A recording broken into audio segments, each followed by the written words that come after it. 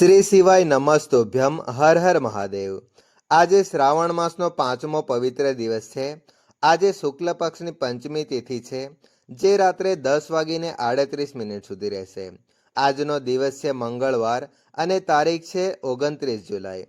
સૂર્યોદય સવારે 5:54, જ્યારે સૂર્યાસ્ત સાંજે 7:11 થશે। બ્રહ્મ મુહૂર્તનો સમય સવારે 4:18 થી 5:06 સુધી રહેશે। ચંદ્રોદય રાત્રે 10:31 થશે અને રાહુકાળ એટલે કે આજનું અશુભ મુહૂર્ત જે બપોરે 3 વાગ્યાથી 4:30 સુધી રહેશે। આજે શુભ સૌભાગ્ય યોગ બપોરે 2:12 સુધી રહેશે, ત્યારબાદ શોભન યોગ શરૂ થશે। પ્રિય શ્રોતાઓ, શ્રાવણ માસ મહાત્મ્ય કથાની શ્રેણીના 5મા દિવસે આપનું હાર્દિક સ્વાગત છે। આજનો મંગળવાર વિશેષ રૂપે પવનપુત્ર હનુમાનજીને સમર્પિત હોય છે, જેમને ભગવાન શિવના રુદ્રાવતાર પણ કહેવાય છે। તો ચાલો આજની પાવન કથાના આરંભ પહેલા ભક્તિ ભાવપૂર્વક ધ્યાન કરીએ મહાદેવ ભોલેનાથનું, જેઓ સમગ્ર સંસારમાં ઉપજી રહેલા કષ્ટોના નાશક છે, માતા પાર્વતી જેવો ભક્તિ અને શક્તિની જનની છે, તથા હનુમાનજી જેવો ભક્તોની રક્ષા માટે સદા જાગ્રત રહે છે। હે મહાદેવ શંભો, અમારા અંતરમાં રહેલા અજ્ઞાન, અહંકાર અને અવિશ્વાસનો નાશ કરો। હે માતા પાર્વતી, અમને એવી ભક્તિ આપો કે જે અડગ અને અખંડ રહે। હે અંજની પુત્ર હનુમાનજી, અમારા જીવનમાંથી ડર, વિઘ્ન અને રોગોનો અંત કરો। તમારું પરાક્રમ, સેવા અને નિષ્ઠા અમને પણ પ્રાપ્ત થાય તેવી કૃપા કરો। શ્રાવણ માસનો આ 5મો દિવસ જ્યારે મંગળવાર સાથે આવે છે, ત્યારે તે અત્યંત પવિત્ર અને દિવ્ય સંયોગ માનવામાં આવે છે। આ દિવસે કરવામાં આવતી ભગવાન શિવ અને હનુમાનજીની ઉપાસના દ્વારા શારીરિક, માનસિક અને આધ્યાત્મિક તમામ કષ્ટોનો નાશ થાય છે। અપાર ભક્તિભાવ સાથે અમારી વિનંતી છે કે તમે આ કથા શ્રેણી સાથે અંત સુધી જોડાયેલ રહો। આપની લાઈક, શેર અને કોમેન્ટ દ્વારા ભગવાન શિવની કૃપા અને હનુમાનજીના આશીર્વાદને દરેક ઘર સુધી પહોંચાડવામાં સહયોગ આપો। હવે આજનો અધ્યાય સાંભળો। ભગવાન મહાદેવ માતા પાર્વતીને કહે છે, હે દેવી, કૃતસ્મરથી લઈને અર્ક સ્થળ સુધીનો પ્રદેશ જે બંને દેવતાઓના મધ્યમાં આવેલો છે, તેને સૂર્ય ક્ષેત્ર કહેવાય છે। આ ક્ષેત્રમાં 8 સિદ્ધિઓ નિવાસ કરે છે। આ ક્ષેત્ર ભગવાન સૂર્યના તેજનો મધ્ય ભાગ છે, જે સંપૂર્ણપણે સુવર્ણમય છે અને સદાય તેમને પ્રિય છે। જ્યારે સૂર્યગ્રહણનો પર્વ આવે છે, ત્યારે આ અર્ક સ્થળનું પુણ્યફળ કુરુક્ષેત્ર કરતાં પણ વધુ ગણાય છે। અહીં બ્રાહ્મી એટલે કે સરસ્વતી, હિરણ્યા અને સમુદ્ર આ 3 નદીઓનો સંગમ છે, જે તીર્થોના ફળ જેટલું પુણ્ય આપે છે। યજ્ઞ અને તપના સ્થાન તરીકે આ સ્થાન બહુ જ મહત્વ ધરાવે છે। અહીં દેવ માતા છે। અહીં ભંગેશ્વર મહાદેવના રૂપે વિરાજમાન છે। અહીં નાગસ્થાન પણ આવેલું છે। આ રીતે સંક્ષિપ્તમાં અર્ક સ્થળનું મહાત્મ્ય જણાવ્યું છે। ત્યાં આજે પણ એક વિવર એટલે કે ઊંડી ગુફા દેખાય છે, જેનું નામ છે શ્રીમુખ દ્વાર।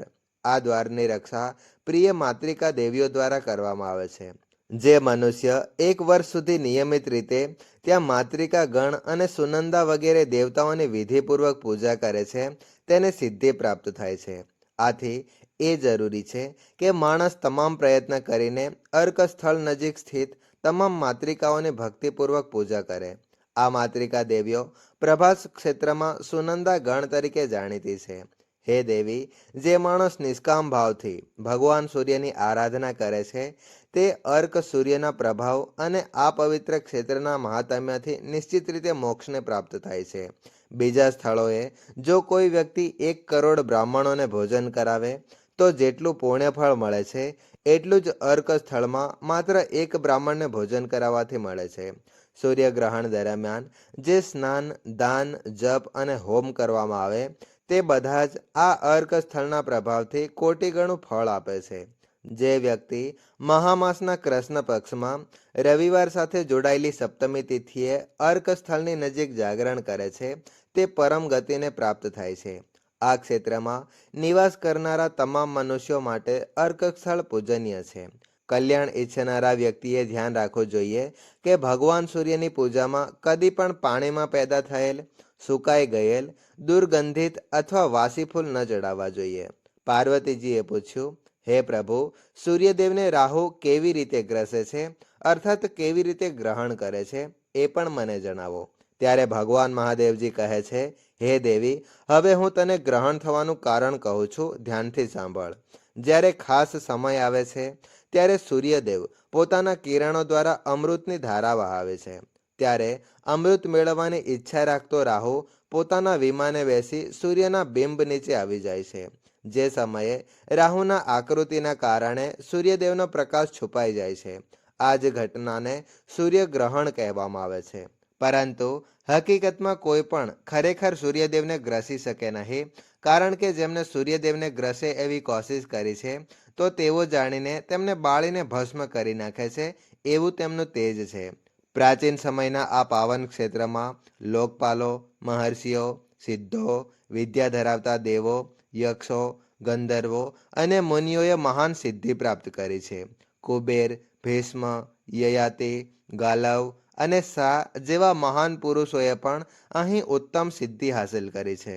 આ મહાત્મ્યથી ભરેલી કથા કદી પણ નાસ્તિક, શ્રદ્ધાવિહીન, ક્રૂર, દુર્ગુણ જોનાર અને દુષ્ટ વ્યક્તિને કહો નહીં. આ કથા માત્ર તમારા પુત્રને, જ્ઞાતિ શિષ્યને, ધર્મનિષ્ઠ વ્યક્તિને કે પછી સૂર્યદેવના ભક્તને જ કહો. જેમ કે જે સૂર્યદેવ છે તેવો જ તેજનો સનાતન આધાર છે, જળના પ્રવાહ જેવા છે, દિશાઓના અવિનાશી દીપક છે, સિદ્ધિ સુધી પહોંચવાનું ખુલ્લું દ્વાર છે, સમગ્ર જગતના નેત્ર છે, આકાશરૂપી સરોવરનું સુવર્ણ કમળ છે, દિશાઓમાં વિરાજતા દેવતાઓના કુંડળ જેવું પ્રકાશમાન છે અને સમય ગણનાનું એકમાત્ર યંત્ર છે. એવા ભગવાન સૂર્યદેવનું તેજ તમારા બધા લોકોની રક્ષા કરે છે. એટલામાં શ્રી સુતજી કહે છે, હે વિદ્વાન બ્રાહ્મણો, જ્યારે ભગવાન શિવે આ બધું કહ્યું ત્યારે યશસ્વી દેવી પાર્વતીજી ફરીથી પૂછે છે, હે નાથ, આપના શીર્ષ પર જે ચંદ્રમા વિરાજે છે એ કોના પુત્ર છે? તેની ઉત્પત્તિ ક્યારે અને કેવી રીતે થઈ હતી? કૃપા કરીને મને પણ કહો. ત્યારે ભગવાન મહાદેવજી કહે છે, હે દેવી, જ્યારે દેવતાઓ અને દૈત્યોએ સાથે મળીને ક્ષીરસાગરનું મંથન કર્યું હતું ત્યારે તેમાંથી 14 રત્નો નીકળ્યા હતા. તેમાં એક મહાતેજસ્વી રત્ન તરીકે ચંદ્રમા પણ ઉત્પન્ન થયા હતા. ચંદ્રમાની ઉત્પત્તિ અમૃતમાંથી થઈ છે અને તેથી જ્યારે મેં વિષપાન કર્યું ત્યારે તેણે મને ઠંડક આપવાની શરૂ કરી, જેથી હું આજ સુધી તેને મારા શીર્ષ પર ધારણ કરું છું. પૂર્વ સમયમાં મેં ચંદ્રમાને શિરોભૂષણ તરીકે સ્વીકાર્યો હતો, તેથી લોકો મને ચંદ્રભૂષણ પણ કહે છે. હે દેવી, હું જ આ સૃષ્ટિનો સર્જનહાર, પાલક અને સંહારક છું. ભગવાન શિવ કહે છે, સૃષ્ટિના આરંભમાં હું રજોગુણથી જોડાયેલો હોઉં છું અને સંહારના સમયે એટલે કે વિશ્વના અંત વખતે તમોગુણથી જોડાયેલો બની જાઉં છું. હું જ ત્રિમૂર્તિ સ્વરૂપે વસું છું, એટલે કે બ્રહ્મા, વિષ્ણુ અને મહેશ એ ત્રણેય મારામાં જ સમાવિષ્ટ છે. અતિશય મહેશ્વર રૂપમાં બ્રહ્માજી પણ મારો જ અંશ છે. બ્રહ્માનું પણ સ્વામી હું જ છું.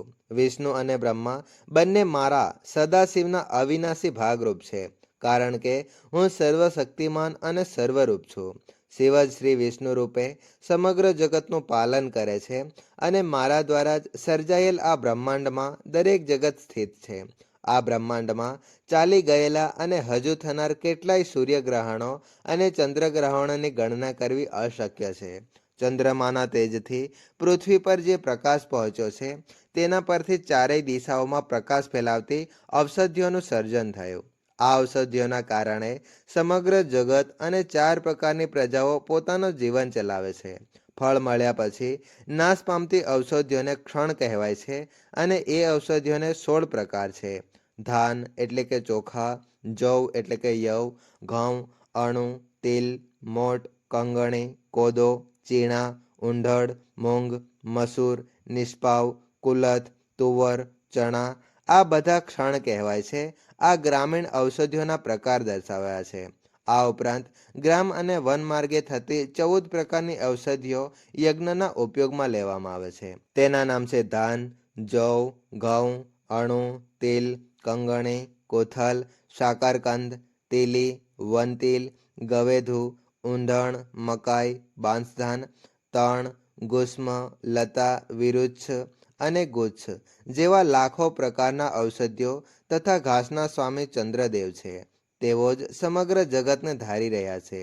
ભગવાન ચંદ્રદેવ એટલે કે સોમ સમગ્ર જગતના કલ્યાણ માટે તેમને સંહારે છે. તે માટે જ બ્રહ્માજીએ ચંદ્રદેવને બીજ, ઔષધિ, બ્રાહ્મણો અને મંત્રોના રાજા તરીકે સ્થાન આપ્યું છે. રાજપદ પર અભિષેક કરીને ચંદ્રદેવે પોતાના પ્રકાશથી ત્રિલોકને પોષિત કર્યા છે. ભગવાન મહાદેવ આગળ કહે છે, હે દેવી, પ્રાચીન સમયમાં બ્રહ્માજીમાંથી દક્ષ નામના પુત્રનો જન્મ થયો હતો. બ્રહ્માજીએ દક્ષને કહ્યું, તું જગતની રચના કર. ત્યારે દક્ષે પોતાની પત્ની વીરણીના ગર્ભમાંથી 60 પુત્રીઓને ઉત્પન્ન કરી. એમાંની 10 પુત્રીઓએ ધર્મદેવ સાથે વિવાહ કર્યો અને 13 પુત્રીઓ કશ્યપજીને આપી દીધી. ભગવાન શિવ કહે છે, બાકી બચેલી 27 પુત્રીઓનો વિવાહ ચંદ્રદેવ સાથે કરાયો. બાકીની 4 પુત્રીઓ અરુષ્ટિ નેમિને, 2 ભૃગુને, 2 બુદ્ધિશાળી કૃષાશ્વને અને 2 અંગીરા મુનિને લગ્નમાં આપવામાં આવી. આ સાંભળીને દેવી પાર્વતીજીએ પૂછ્યું, હે જગતનાથ, પ્રભાસ ક્ષેત્રમાં સોમનાથ લિંગની સ્થાપના ક્યારે થઈ હતી? રોહિણીપતિ ચંદ્રદેવે કૃતાર્થ થઈને કેવી રીતે તેમની આરાધના કરી હતી? મહેરબાની કરીને આ વાત વિસ્તૃત રીતે કહો. ત્યારે ભગવાન શિવે કહ્યું, હે દેવી, વૈવસ્વત મન્વંતરના 10મા ત્રેતા યુગમાં દુર્વાસા સાથે ચંદ્રદેવ જન્મ પામ્યા હતા.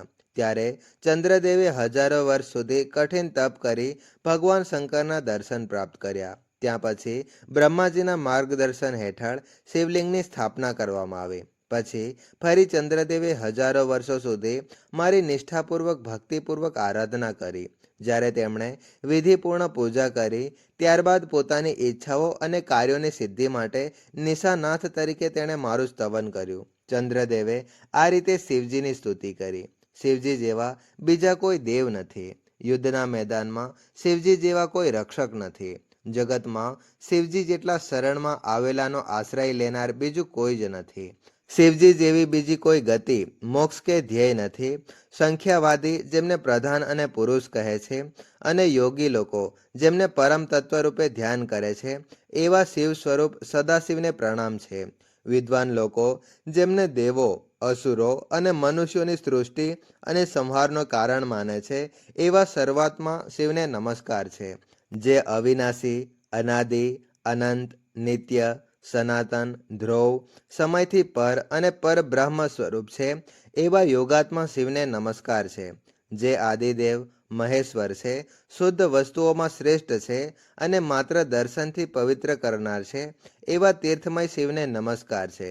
જેમનામાંથી બધું ઉત્પન્ન થાય છે, જેમાં બધું લય પામે છે અને જે સમગ્ર બ્રહ્માંડનું પાલન કરે છે, એવા સર્વાત્મા શિવને નમસ્કાર છે. ભગવાન શિવ આગળ કહે છે, હે દેવી પાર્વતી, આ રીતે ચંદ્રદેવે દિવસ રાત મારી ભક્તિ અને સ્તુતિ કરી.